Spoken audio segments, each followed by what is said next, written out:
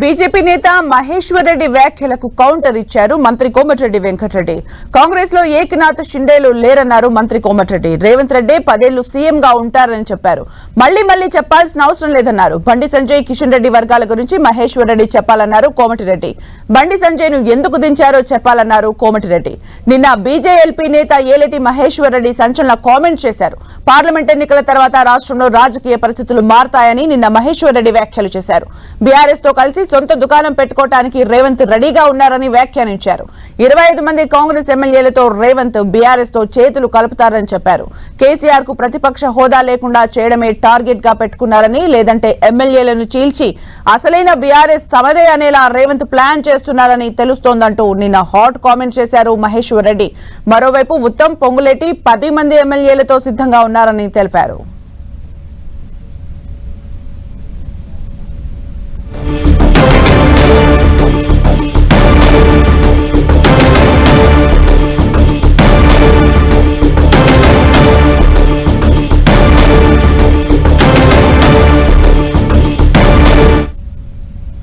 హరీష్ రావు గారు ఈ ప్రభుత్వం ఎన్ని రోజులు ఉంటుందో తెలియదు. ఆయన మహేశ్వర్ రెడ్డి అని ఒక ఆయన ఈ రోజు దీంట్లోనే 5 గ్రూపులు ఉన్నాయని చెప్పి ఆయన చిట్ చాట్ లో మాట్లాడుతూ చేస్తున్న సందర్భంగా నేను ఒకటే మాట చెప్పదలుచుకున్నాను. మీరు విజ్ఞతతోనే మాట్లాడండి. మీరు ప్రజాస్వామ్యంలో ఎన్నికలు జరిగిన తర్వాత 5 ఏళ్ల వరకు ఆ ప్రభుత్వం ఉంటుంది.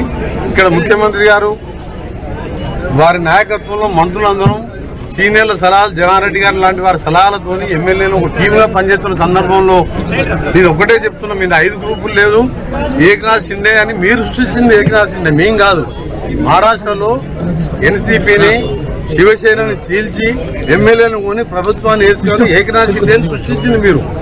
మా దగ్గర ముఖ్యమంత్రిగా రేవంత్ రెడ్డి గారు 5 ఏళ్ళు ఉంటారు, ఇంకా 5 ఏళ్ళు 10 ఏళ్ళు కూడా మేము కాంగ్రెస్ ప్రభుత్వం ఉంటుంది, మళ్ళా కూడా రేవంత్ రెడ్డి గారే ఉంటారు. నేను ఒకటే చెప్తాను, ఇంకా ప్రతిసారి నా పేరు కూడా వాడుతుంది మహేశ్వర్ రెడ్డి.